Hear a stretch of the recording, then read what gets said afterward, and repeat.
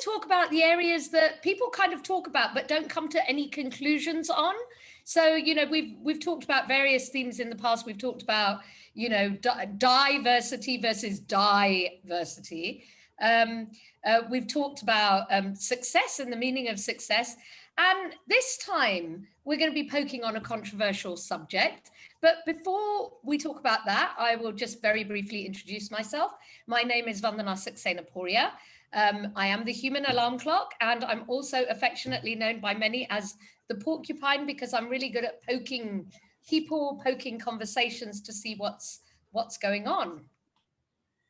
Hey everyone, my name is Aman Zald for those of us who haven't met yet, and I'm also known, not by many, primarily by Vandana, as the Falcon. She likes to call me that because I have a tendency to expand people's view, make it wider, and so, you know, bird's eye view, if you want to call it that. So Falcon for you.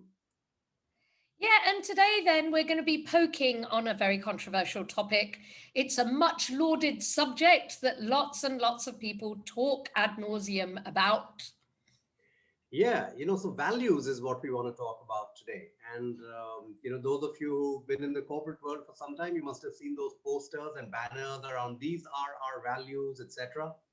And so you get to hear a whole lot about values. In the corporate world, you get to hear about it in school. There is moral education and value education, and you get to hear about it in our personal lives. People talking about these are my values. So there's a lot of talk around it, Vandana, right? There is, but I want to ask you something, Aman. If there's so much talk about values, why is the world such a crappy place? Let's be honest, right? Workplaces are still so difficult, despite so many rules and regulations that back up those beautiful vision and value statements that sit on the walls. I agree with you. There's definitely a gap between our talking and our doing. I mean, for example, I was actually at a friend's farm recently, and she was complaining about how her stream has the neighborhood residential complex pouring their sewage into her, nice stream. You've got industries that are contaminating water sources with their sewage. You've got the Gujarat government now saying we're going to build a pipeline which will take all effluent straight into the sea. Now, they're making this choice, although they can make better treatment systems, for example. Why are they making this choice? Yeah, I mean, any sane world, in theory, would not allow this. Not a world that's committed to sustainable environment. They wouldn't do this crap. But companies will continue to do this if it provides an easier option for them. So people clearly aren't living collective values. Yeah, and it's not just about the large companies, actually. We've talked about this, even at an individual level. You know, let's just take customer service, for example. We talk about customer focus, as a value, but when we have to choose between one high value customer and a low value one, is our decision really led by customer focus? It seems to me that we are actively taught to prioritize on revenue instead of prioritizing on values. Yeah, and let's be honest, right?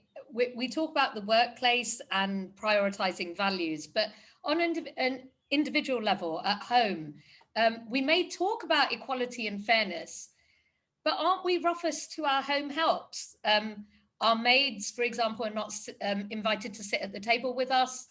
They're often given different food to eat. And is that what our kids are learning from us? That it's okay to treat some people with lesser respect? Yeah. So the gap clearly is there. And, you know, let's delve deeper into why organizations and people don't live by their values. So I'm really delighted to bring into this discussion Valdheesh. Valdheesh, thank you so much for joining us. I'm glad your hassles with technology are over, and you're here with us with that beautiful picture of the Golden Gate Bridge behind you. But I know you're in Mumbai, but great to have you. Thank you, Vandana. It's great to be part of this discussion. And as always, you guys do an outstanding job of talking about this at various forums. So it's always very delighted to be part of this conversation. Yeah, Thank no, you for thank having me. you. Thanks. And just so that you all know, Valdheesh is the ex-managing director of GlaxoSmithKline in India and the vice president of South Asia. He actually stepped down, I think it was March, April this year that you stepped Yeah, down. And that's right. until earlier this year, both Valdheesh and I were on the board of the UK-India Business Council as well. So it is great to have you here. And I want to get straight to the point that we're talking about. Why do you think it is that organizations and people don't actually live their values?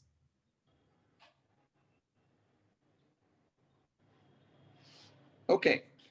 So, uh, Vandana, I think what you just said about why some organizations have values, one is having values, and the other one is that how well they translate their values, how they manifest their values in day-to-day life.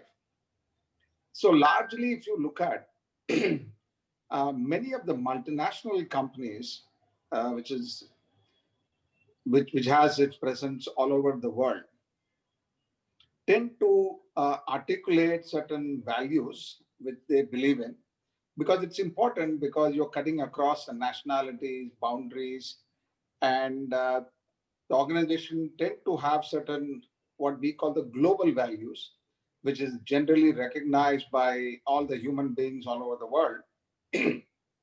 And there are some local companies in respective countries also articulate certain values. Now, there's a very uh, important topic, but a long topic. But so what I'm going to do is that I'm going to describe and I'm going to leave it for you to have a further conversation or questions.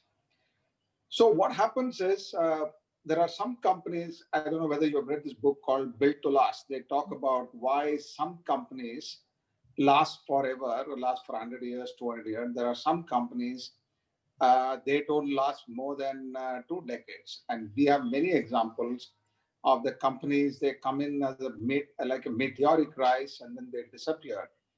And in my opinion, many of them are attributed to the fact they these companies don't have a sustainable values. They all have certain values that they value, which the whole our corporation embraces and go after it. I'll just give you one example to say why organizations fail or they continue to succeed. One is that the value, these organization value are the one which has to get updated. What I call it is that has to get, it should not become dated, right? And it has to become relevant in the modern context. So there are some corporations do a great job and there are some who don't. So as an example, I will, before I stop, I just want to give an example of Enron Corporation. I remember having had an opportunity to meet the senior executives of Enron way back in 1996 in Los Angeles in one of the conference. And that time they were considered the most innovative company. And the way in which the senior executives are saying why they were successful, because they said they value uh, making quick money, yeah, as their basis of success. They said if our senior executive, whomsoever is joining our company, if he or she doesn't make $1 million within a year of joining, we generally terminate them. Now, it's very blatantly, jokingly, but he was saying, but the fact of the matter is that tell me what happened to the company is it ended up being most innovative company on energy trading. They're the first company to come up with energy trading. And what happened? Suddenly they become they disappeared because of their unethical, because of the fact you put so much of pressure on people to make money, $1 million or you get fired. What do you think they'll end up in doing, employees? They So all end up in doing. It's And about pressure versus like values alignment. correct. So then that becomes the only reason why they need to perform. Yeah. Correct.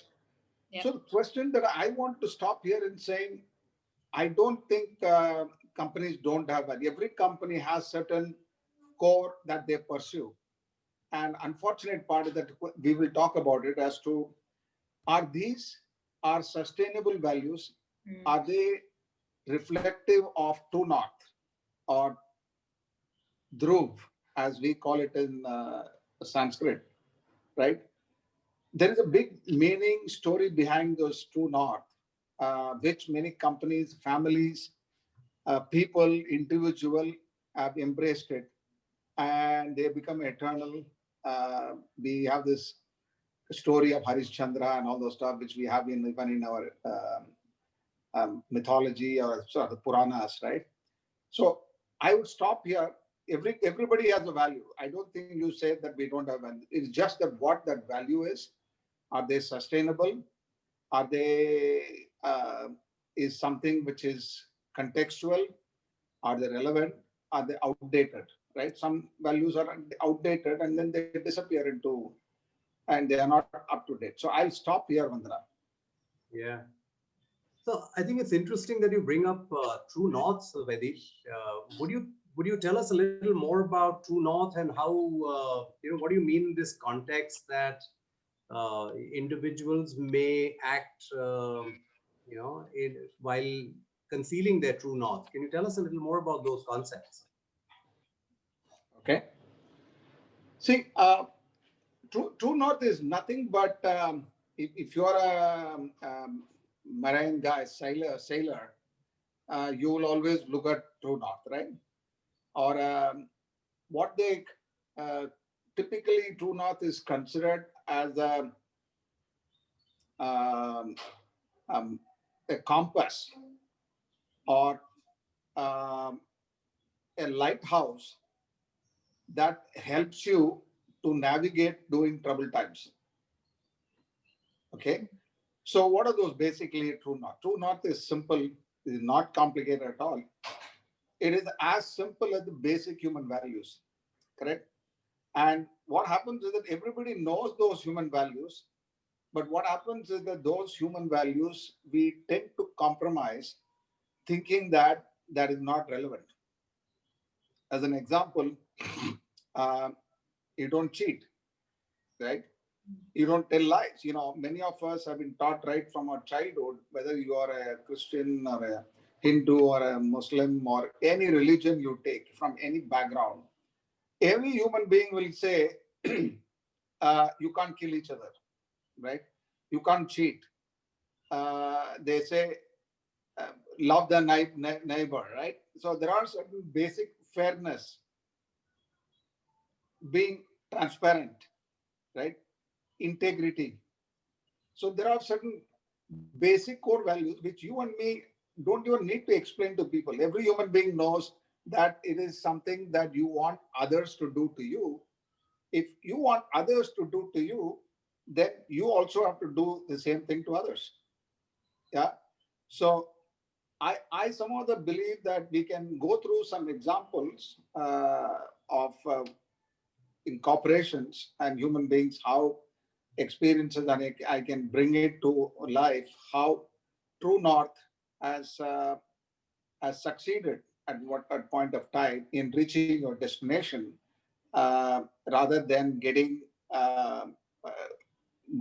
off the coast and you don't reach your destination, right? Everybody thinks this is a direction I need to take because I believe in these values, but unfortunately, that may not be the true north, right? Yeah. So I can give you various case study or examples where you can see how it gets manifested.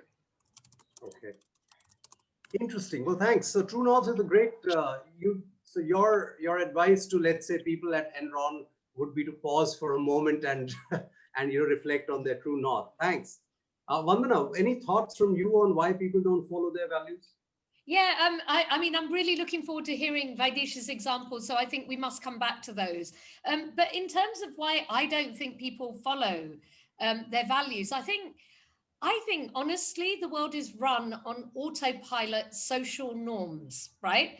Organizations look at profit, which is calculated in a historical, quite archaic way in lots of respects. And people are fundamentally unhappy. And I assert that that is because they're not living life in resonance with their values. They don't want to always focus on profits. They want to focus on other things. And if they did focus on those other things, which really, exacerbate their values, I think they'd be happier and workplaces would be forced to change. So, for example, one of the things from all the conversations I've had with people over the years is the majority of people value belonging, right? Feeling part of a community. Now, if people brought that same belonging to the workplace as a value, if people acted in line with that value, we wouldn't need diversity and inclusion initiatives because we'd already value inclusivity, right? But it's kind of like this belongs and then that belongs because of social norms. We're Indian, they're from there, all these things, these social barriers that don't really exist are the things that are taking us away, I think. Yeah. So you're saying that people are more externally led rather than internally led. And if they were internally led, things might be better. The problem is that people don't know what their core values are. I mean, if some people might have some vague idea, but if you ask people to list down what their core values are, I'm sure they'll struggle. But we'll come to that later in a while. Yeah. I mean, I guess somewhere fundamentally we do know, as Valdheesh says, true north. And so we won't go out and kill someone just because we're upset with them, obviously. But it's the nuances around that really make the difference. And what we've seen from the conversations we've said is that self-interest often trumps values individually. Just like it seems that profit trumps values kind of in the workplace, I think. Yeah, and all of this is having an impact on the workplace. I'm going to come back to you, Valdheesh. Would you be willing to talk to us about what is the impact of not following your values, in the workplace? See, let me reflect back on whatever just people said, right? The so-called external factors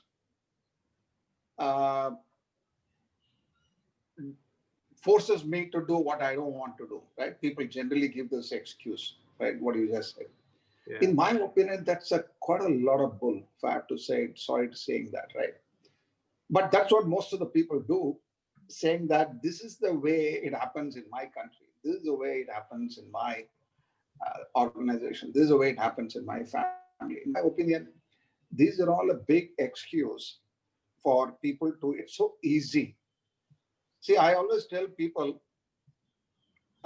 it's very easy to, there are a few things when I ran my company, I always say, there are a few things that are so easy to break, but difficult to maintain. One is promise. Second is quality and values. All these are very difficult to hold. And it just takes a second for you to slip and you start rationalizing why you did what you did, though you know very well that you have compromised. Yeah. So one of the things that I believe, the reason why you and me are talking is because it is a very difficult thing to do, but it is the right thing to do, right? If you want to run through your life, reaching the other destination when you're you're sailing along your life, and you are going to be confronted with challenges of storm, right? Hurricane while you are sailing through, right? How are you going to moor yourself? What kind of a mooring that you're going to put in, anchoring that you're going to put to weather the storm, right? And all of us, when you're right from your childhood till the end of your life, we all go through various storms and challenges on the sea that makes you to say, let me allow myself to drift. Yeah. And rather, if you know very well, this is the direction I need to go, how do I anchor myself on my core values and run it? So I'll give an example to what you just said. I worked in almost 3 companies which are very brilliant in holding certain values, with Johnson & Johnson for a long time in India and globally, and also worked in Pfizer. Then I worked in GSK. I'll take an example of GSK recently, where the GSK believes in this very big value concept called, which everyone exhibits, follows it day in and day out, get up in the morning and go to sleep, right? So it's called TRIP, okay? TRIP means transparency, respect, integrity, and patient-centric, because we are in a healthcare company. Patient is a very important aspect of a life. Now, if you're constantly challenged when you run a company on a global basis on integrity, and you're constantly challenged on transparency, and then point that you made about inclusion, which is the respecting people as who they are, right? Irrespective of culture, men, women, LGBT, and all those stuff, right? As a human being, do we respect, allow people to exhibit who they are when they come to the company, right? So I'll give an example of a case study, which I think I will also put across to you what you guys think people would have done. Then I'll tell you what we did. Many number of cases, but I'm going to give one example where we are confronted with a situation where we need to do a recall, okay, of one of the drug, where not necessarily the local regulator has said that you need to withdraw, right? But our global guidelines said that this particular drug has found to have certain adverse reaction on this combination.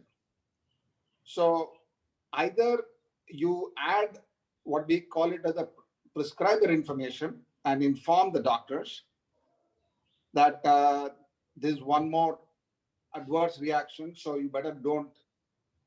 And interestingly, this particular drug, we jointly bought it from main marketing from one of the Japanese company, and it was a joint work.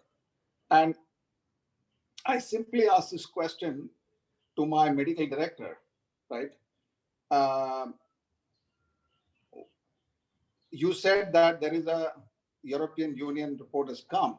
So I said, when are we going to inform, add it to your prescriber information? You know, this person said that it's going to take some time because there's a huge logistics involved. There is a packaging material, product, existing product.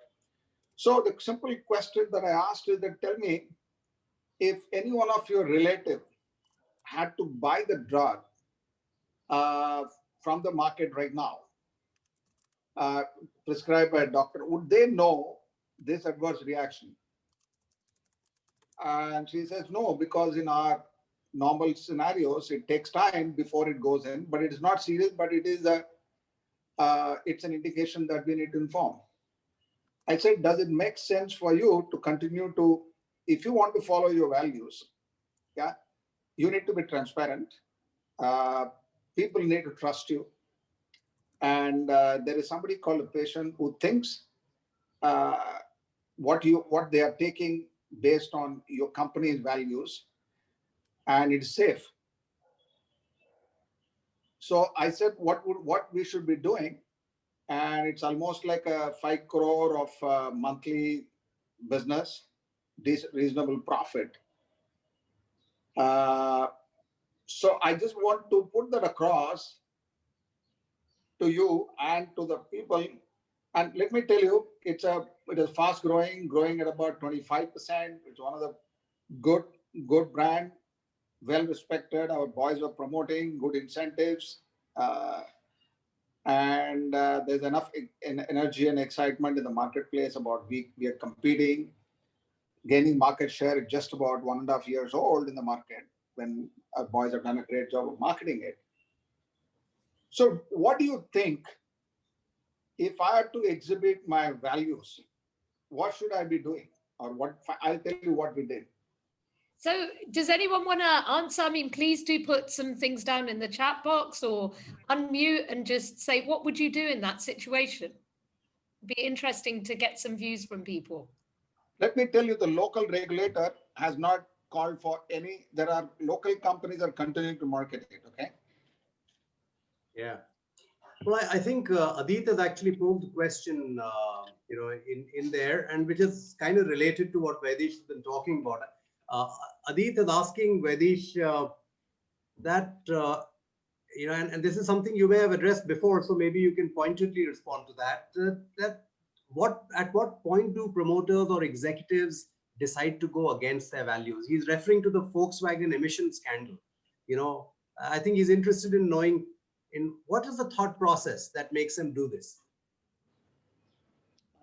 Okay, so you want me to answer it now, or you want me to answer it after I finish this case?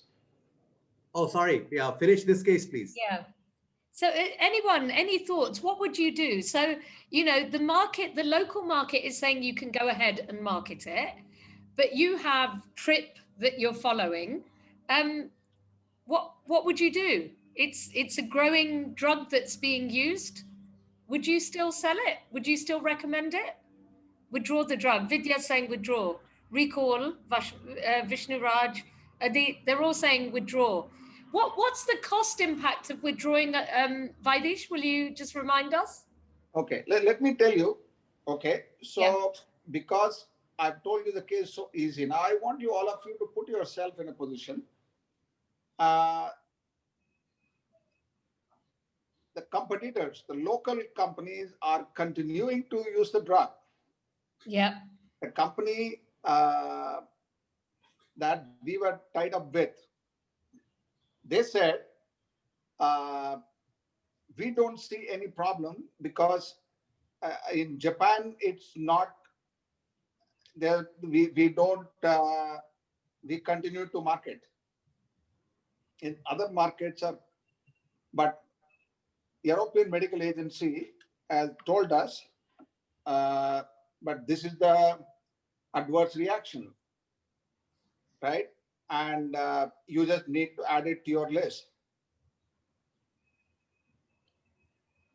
So, one of the things which all of you need to remember, when you are in an organization, there is something called ethical dilemmas, which is what I continuously tell people is that both the directions, ethical dilemma is something right and left, both looks attractive.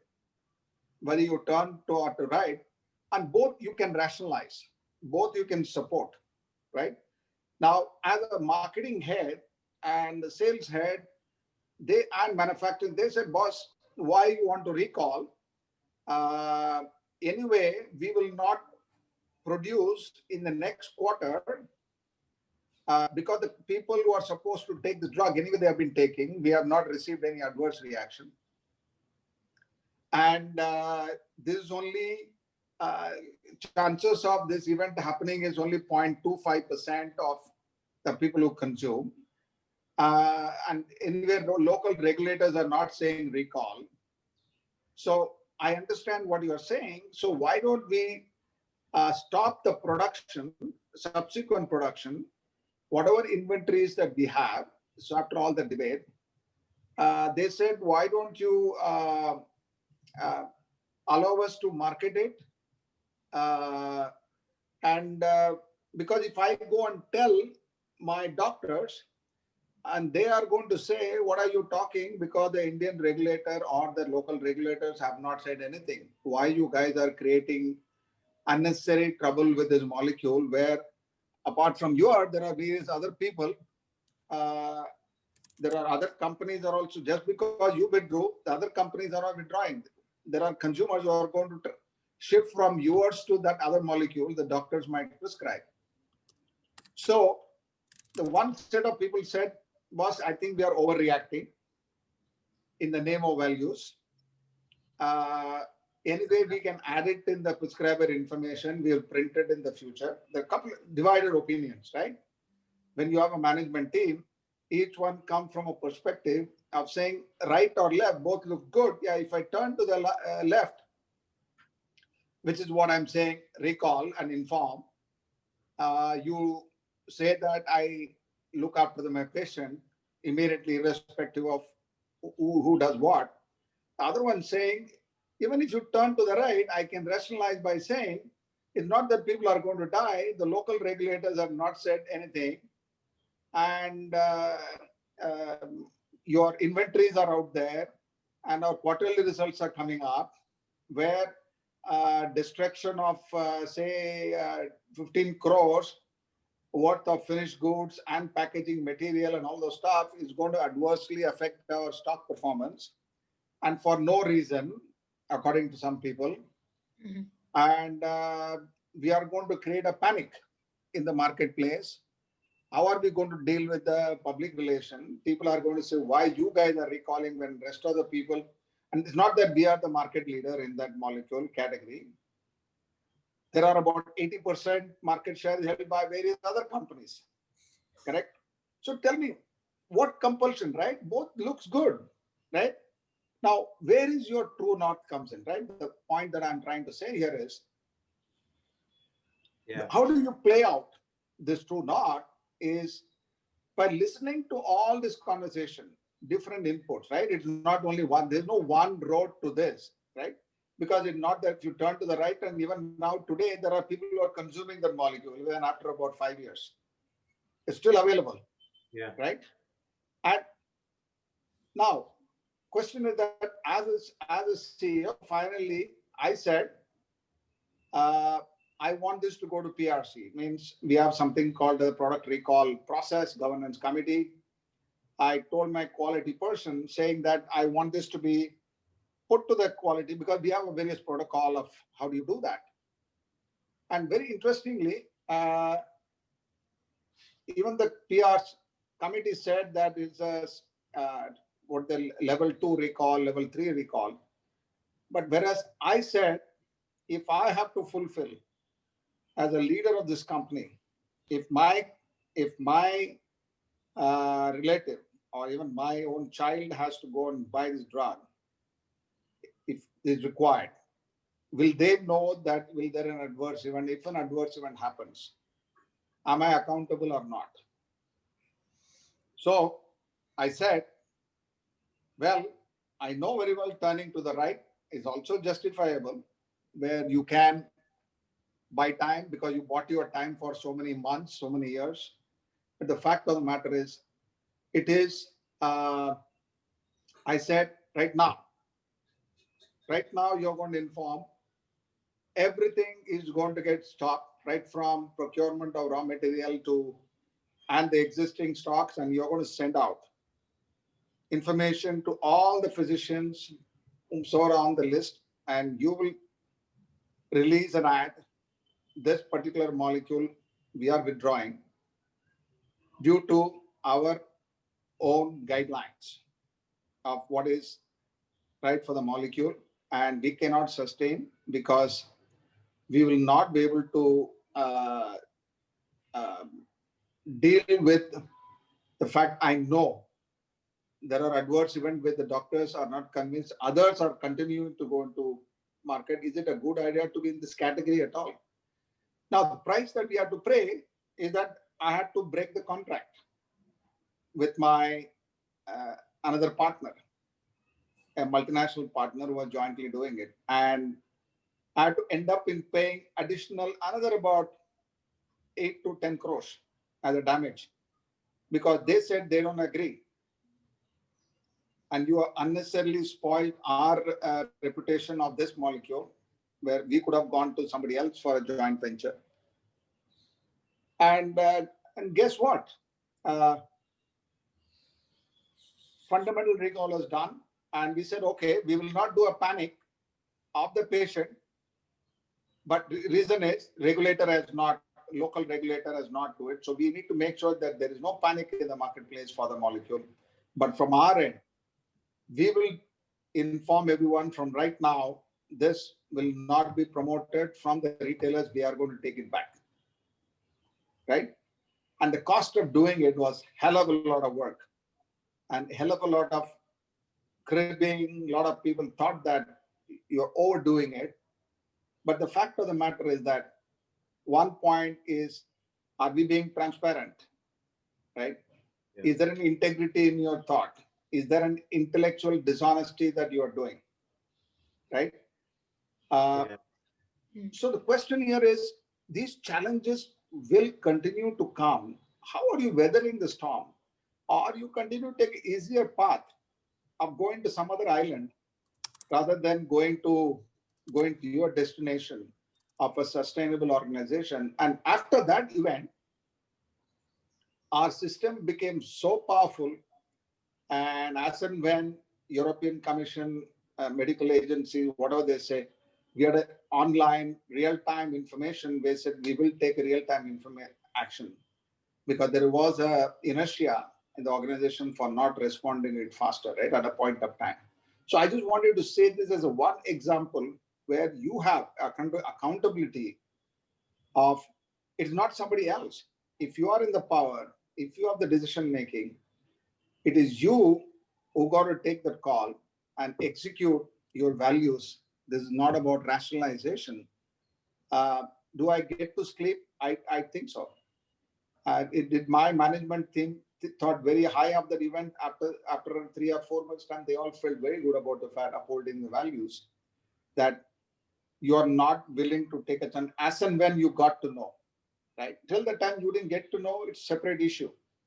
After getting to know, what did you do? So you could go right or left, but it's really looking at where your true north is. And in this case, your true north was very much about patient centricity, right? Yeah. But that's a great example in terms of for a healthcare company, you know, dare I say it, it's slightly easier when it comes to a patient and a concern about a patient. But what about other things? I think, Aman, you had a question about, I think, salespeople, wasn't it? Yeah, well, I think one of the things that has come through quite clearly through Valdheesh's story. Valdheesh, thanks for sharing that story. It brought out your point beautifully.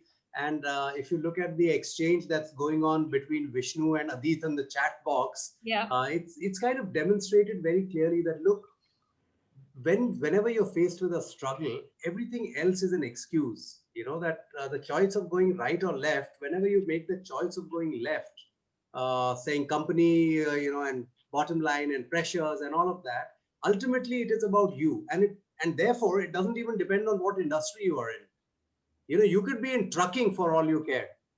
But if the decision is a personal one, if you're willing to be led by your internal personal values, you can take that decision in healthcare, hospitality, or trucking. So very, very well-made point. It's coming through very clearly. I think I had a question around, so you've demonstrated through 2 examples that the cost of not following your values can be incredibly high. You know, it can lead to death and disease in some cases, and it can lead to the company's loss of face and companies going down. But also, there are cases where companies have followed values, and that has actually led to something good and positive. So, Vandana, I know that you ran a company some time back, and you did something like that. Are you going to tell us about that? Oops, sorry, excuse me. Yeah, I did. It was really interesting when I came to India in 2005, and I kind of surveyed the market. The one thing that I found was there weren't as many women working here, right? And when I talked to women, especially women who had kids, so my son was at nursery, so I talked to the other mothers and stuff. They were like, we can't get work. Now, remember, this was 2005, 2006. And they were like, it's very hard to get good part-time work, right? And if we go for full-time work, you know, people expect us to work like we don't have families. And then we come home stressed and it's very difficult. So when I opened my company here in 2006, I specifically went out and recruited women who had children to work. And I offered all kinds of contracts, you know, flexi time, work from home, work at the office, mixture of the two, you know, every which way. And actually 70% of my workforce was women with kids. So, you know, there you go. That's a great example of you being led by, let's say, what value were you led by? Fairness, would you say?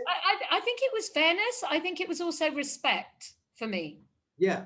So when a founder or an executive is led by fairness or respect, it leads to a more inclusive workplace, and that's good. What about you? What's your experience from the corporate world?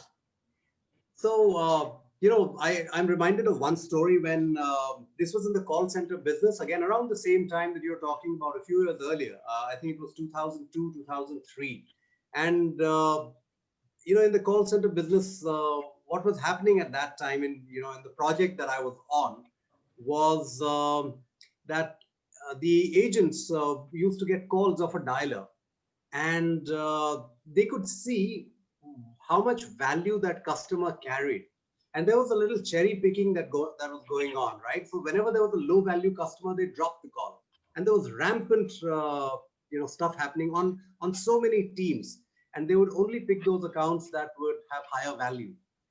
And my team would come to me, people from my team would come to me and say, hey, why, other people are doing this, our numbers are suffering, my numbers are suffering, I don't win any awards. Why don't you let us do this? And I said, because it won't happen on my team. And they were frustrated about it, but they had to toe my line. What happened? So eventually what happened was that this got flagged up, the fact that there was so much cherry picking that was going on. The manager responsible for allowing it to happen was moved out. The project got cleaned up. Now, once the project got cleaned up and everybody was following the correct rules, here's what happened. My team, all right, all my teams, I used to run 6 teams at that time. All my teams collectively were number one on the numbers, and they were number one on compliance, right? So in the short term, I got a lot of heat for non-performance.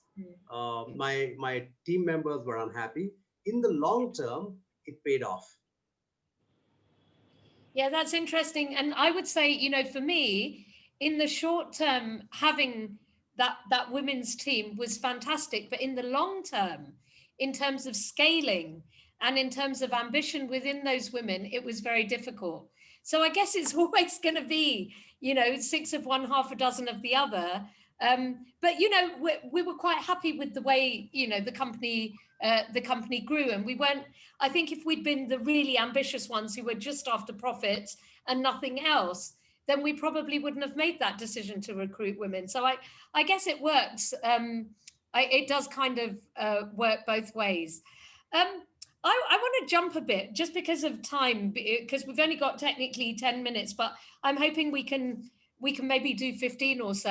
Valdheesh, I want to ask you, how do you bring a values-based change as a leader in your organization? What kinds of things can you do? Because we can talk about the examples, but it's not until somebody imbibes what true north is that you actually know people are going to do it. So how did you get people to do it? Can you give us a few examples? Then Aman, I'd love you to share your ideas as well. Yeah. So Vandana, see, first and foremost, it's all about walking the talk, right? Now, when I said walking the talk, it's not just giving sermon, right? Or having a town hall meeting, having a presentation. But this is all about walking the talk as leaders, right? If any of if I say something and I wink at somebody and go on with doing things which you don't want to do, just what you need is just a one simple body language is enough for people to know that is this something that value, right? So people forget that just because somebody is talking, and so as an example, somebody said in healthcare it's easy. Actually, healthcare is the most difficult. Actually, it may say apparently it looks easy. I remember my quality head came and said that I'm going to destroy something like a 10 crore worth of one of the brand, which is a fast moving during the season time, which is required by patients and all those stuff. And she said, Valdheesh, we need to destroy this. I'm not going to allow it to pass. I said, why? What's the problem? Manufacturing guys and all of them came and said, no, this is silly. There's no need to. What's the reason? Because there was a pigeon dropping on one of the cartons in a warehouse, and on top, the question she asked is that how did a pigeon come to this place to start with, right? Now, somebody was asking question, no, it might have happened while transportation. So there's only one carton, take out the one carton, allow us to release the rest. You know, what she said is that that's not our values. If I don't have an answer, question, how did this particular pigeon dropping came on, till that time I don't have an answer, this is not going to get out of the warehouse, right? Now, tell me, now this is the heightened level of passion, embracing the values. And if I would have said, just wink at them and say, listen, you know what, just take out the carton and release the rest. And that's it, enough. But I said, I'm willing to take the hit of 10 crores, do what you think is right. Now, you know, people may see this as easy to say 10 crores, but 10 crores is a lot of money when you're running a company where there are investors, there are people out there where you are likely to lose your job for a non-performance, not delivering, right? Now, when you set an example and that example moves around, right? It moves and spreads. And people then take this as a way of life as you go along. And another example is there's a phone call of somebody saying that we were in a very critical scenario where one of the, I'm not going to give the full detail because that's not right on me to update, where at the lower end, somebody received the call saying that if somebody pays about 6 lakhs or something like that, we can solve one big problem, which is likely to be a very big problem, where you may get an FIR and directors can go behind bars and non-bailable arrest warrant and all those stuff, right? We all face this on a day-to-day. And the best thing is that this person came and asked, so how do we answer this? How do we respond to this person? And the only thing I told my leadership is simple, right? I'm not going to say what you should be doing. What you guys should be doing? What do you want to tell that person? How do you want to answer this question posed by some outsider? And he said, we cannot pay. I said, tell him that you're not going to pay. But there are consequences that we may follow. So then I spoke to my legal guy and said, let's be prepared. And it's a very small amount to pay to avoid a big, when you are in an emerging market and those kind of stuff. But guess what? I just said, only thing is that if somebody can speak to the person on the other side, explain to the person our compulsion of we don't do this, right? We are not like anyone else. And you'll be surprised, after 3 months, we were all worried something might happen because we didn't. And after 3 months, actually, the issue that we were saying is going to blow up, it actually turned out that we got a very positive result out of that particular institution, which was, now we celebrated. The question that you asked is that what we used to do every quarter, we used to celebrate those moments of how people were confronted and what is the situation. So this is called the True North program, where quarterly ask people to share, and we have never terminated people for really poor performance, for the sake of poor performance. Obviously, there are performance improvement plan and all the stuff, but we have terminated people for not following the values. And it goes so deep in it. We have a quarterly whistleblowing mechanism. There is a various method by which you get to know how people are satisfied with the way in which we are exhibiting. And you'll be surprised, people exhibit this in their families. They take these values and they're given an example of how they do it in their day-to-day life. in their Well, personal life. ultimately, that's what you want, isn't it? You want people, it's not something you turn on for the workplace and you turn off when you're at home. And that's why we say, the kids learn not what parents say, but what parents do. So it's all about walking the walk versus talking the talk. And it sounds like you also celebrated that, which is fabulous. So thanks so much for sharing that. Aman, do you have? I mean, what have you done in the past that's that's kind of helped you when it comes to being able to really live your values or live a life in tune with your values? So I think the profession I ultimately ended up choosing, you know that I spent the first 11 years doing all kinds of things in sales and operations. Yeah. But what I've been doing for the last 10 years has been consciously driven by my values. Well, initially it was not conscious, it was semi-conscious. But I really wanted to make a contribution to other people's, to their work and their lives. And that's the reason I chose to become a coach and a facilitator.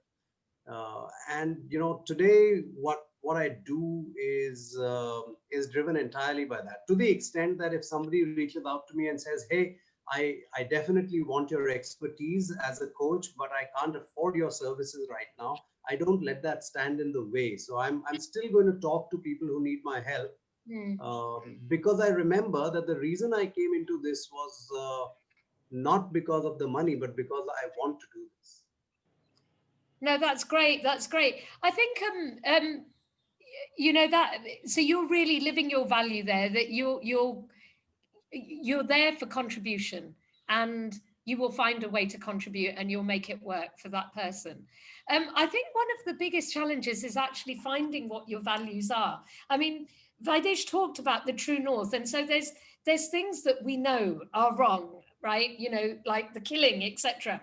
But there's other things that we're still kind of trying to figure out. And I think when we do discover what those values are, it can profoundly change our lives. And if any of you are looking to try and work out what your values are, Aman and I have got, lots of resources that we can send you, worksheets, links, etc. So please do get in touch with us, and we'd be happy to do that. I saw that Adit had said he wanted to give an example. If everyone's okay, happy to extend for, let's say, another 10 minutes or so. Adit, do you want to come on and just give your example of demonstrating values?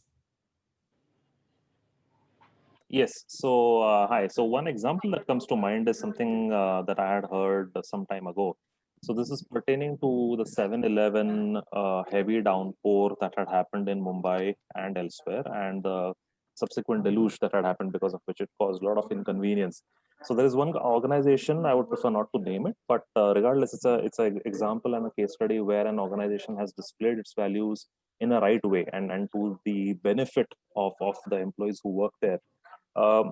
This is an Indian organization, and very surprisingly, I must admit, is that this organization, after things had quietened down and after things were relatively back to normal, issued a circular to all its employees saying that the recent 7/11 floods and the deluge that happened has obviously impacted all of us. A lot of people have been living in relatively low-lying areas. Furniture has been damaged. Houses have been damaged. So we are coming out with a circular to all of you, to all our employees, and this is what we intend to do. Anybody who has suffered any kind of damage to furniture or to their homes is being given a one-shot opportunity to claim reimbursement for the damages that they have gone through as a result of this flood and this downpour. And this will be a no questions asked. You don't have to submit any receipts, anything, any documents, no approvals. We entirely trust you that, be it 1 rupee or be it 1 lakh rupees, the amount that you will give to us for reimbursement is something that will be appropriate, and it will be reasonable, and it will be accurate. No questions asked policy for reimbursement for something that was a natural disaster thing. So this was very surprising, and it shows the staggering levels of trust that the organization has in its employees, and I have not heard an example like that for quite some time. So this is one example that I wanted to share with all of you.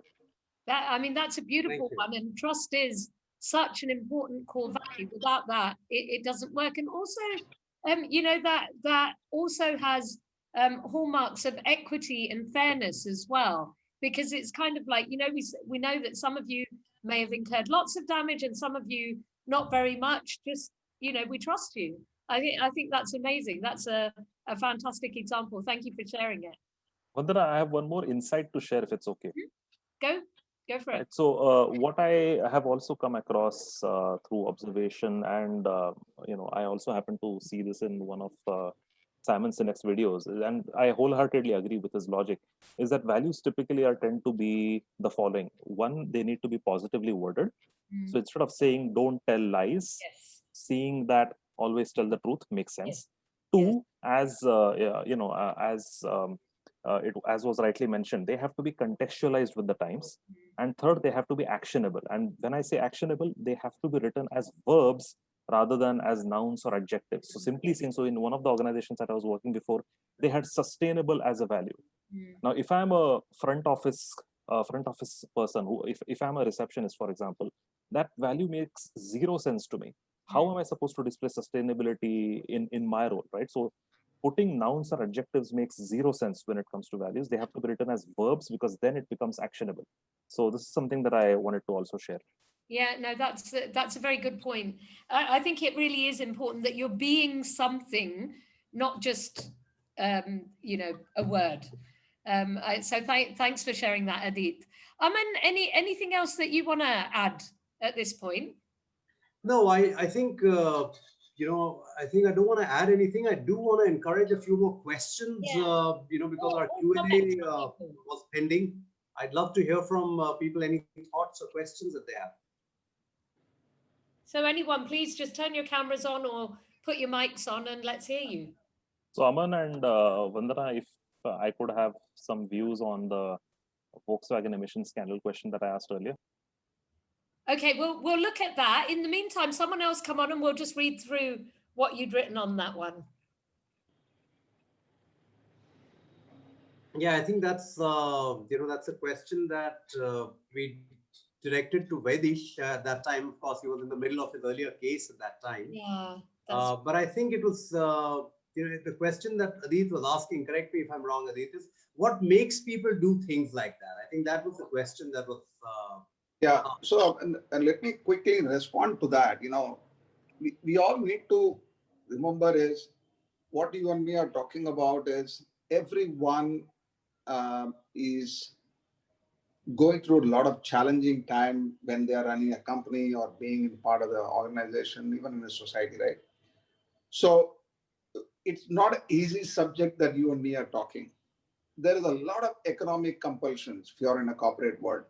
Yeah. And every individual in the organization uh, tend to behave where the incentives are aligned.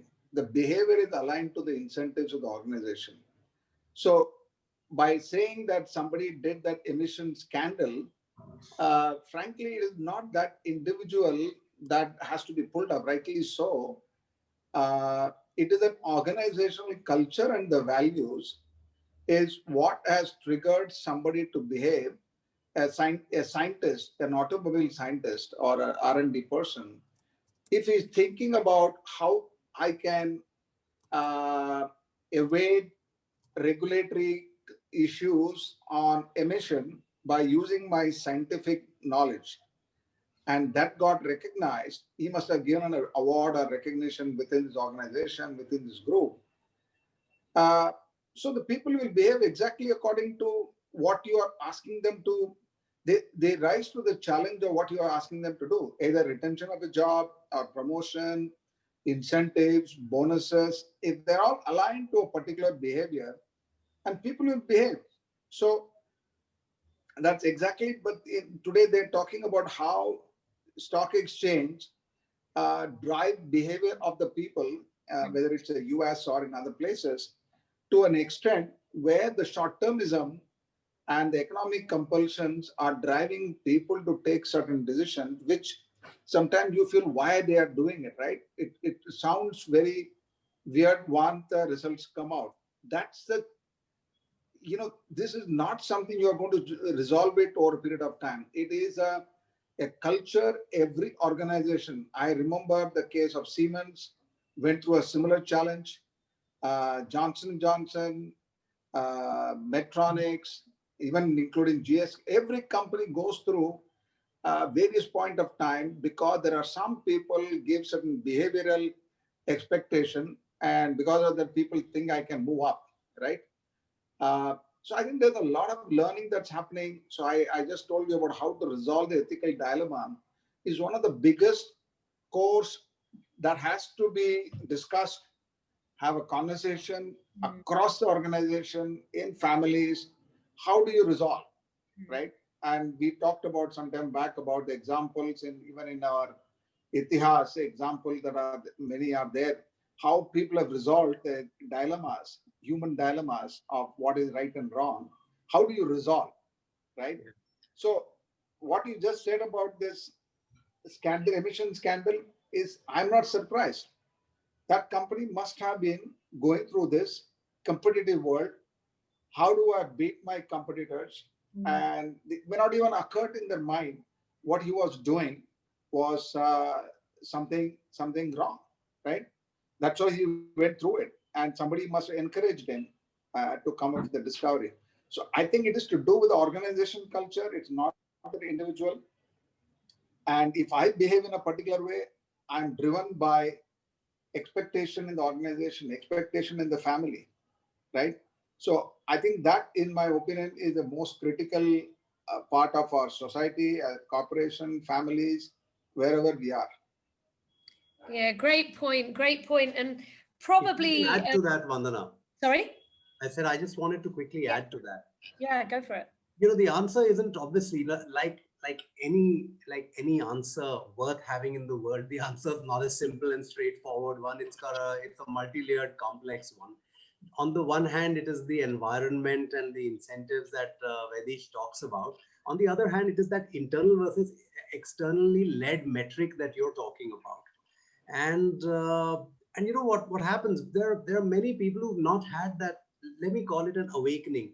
They've not gotten in touch with their true north yet. Nobody, that realization hasn't happened. On the other hand, they may have, as part of their, value ethic, they may actually prioritize what's called getting the job done at any cost. They almost visualize as if they're in the army, and I must win this thing at any cost. So that kind of thinking, I think, is also there. Stop at no cost, win at all cost, even if it means disregarding certain values.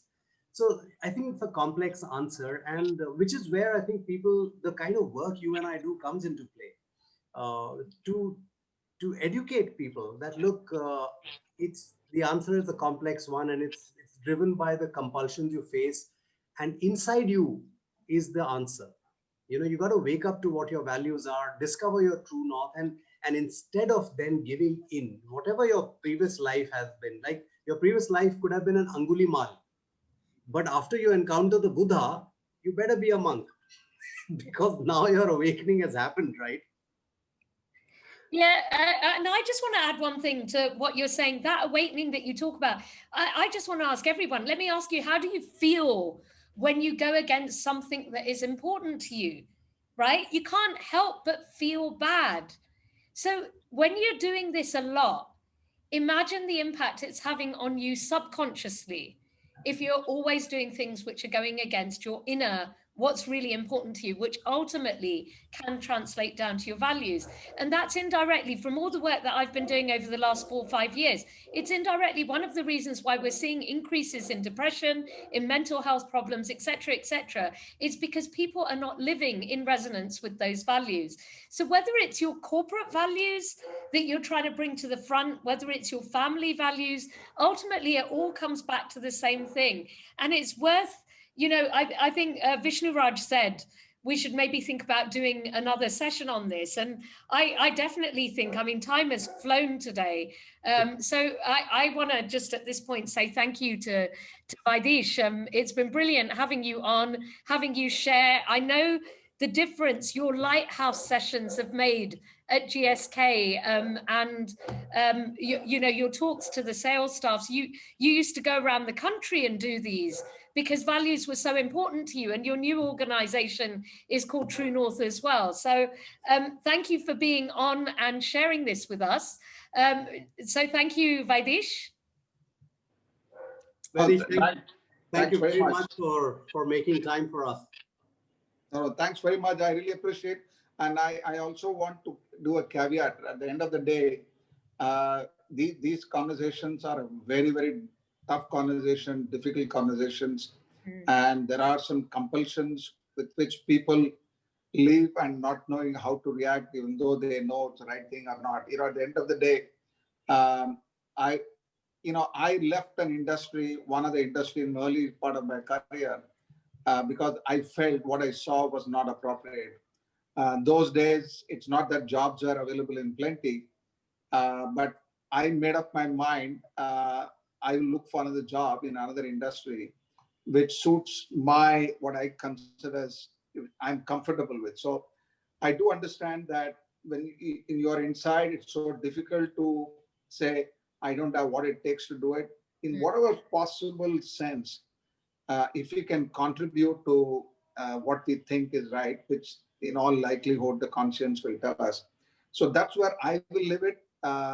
Having talked about a very difficult conversation, it can go on and on, but it's a nice conversation to have. Yeah. And you know, it's great to hear, Valdheesh, because you know, today people keep talking about, oh, you have more choice in today's time. That choice wasn't there so many years ago. I remember my cousin actually left a financial corporation because he just couldn't stomach the fact that people who didn't have the ability to pay were actually being charged about 24% annualized interest. And he just said, look, it's unethical in my book. So he quit in under 2 years. And he went on to then join Genpact at that time, where he's been happier. So, but you know, people make the argument, oh, he's a young boy, today he had a Genpact, in my time there was nothing. So it's really lovely to hear from somebody like you who can say, you know what, in my time there weren't as many opportunities, but I still made that call. And that's it. Yeah. So it's a very, very personal thing. Very true, very true. Talking of making calls, it is probably time for us to close this call. Sorry we didn't get so much time to get more questions from all of you, but please do post on LinkedIn. If you've got any questions for Valdheesh, for Aman or myself, if you want to make some statements, we'll multiply it. Remember, this is called Wake Up, Speak Up, because we want people to talk about this and start sharing views. So please do that, and we'd love to be in touch with you. All that's left is for us to say, have a great rest of year. Looking forward to 2021. Our first session in 2021 is going to be in January, and it's going to be an extension of diversity and inclusion. And we've got Sumitra Limay, who's on the call today as well. Sumi, it's going to be good to have you with us for that session. We will be sending out details shortly. So thank you, everyone. Thanks for joining. Hey, everyone. Thank you. You know, thanks for joining in. Look forward to your comments that you shared here also being replicated on LinkedIn, because then the conversation carries forward. And do write into us in case you're looking for links to identify your own values. Have a very good evening and a great New Year and Christmas and everything. Okay, take care. Happy New Year to everyone. Thank you so much. Thank Bye, you. everyone. Bye-bye.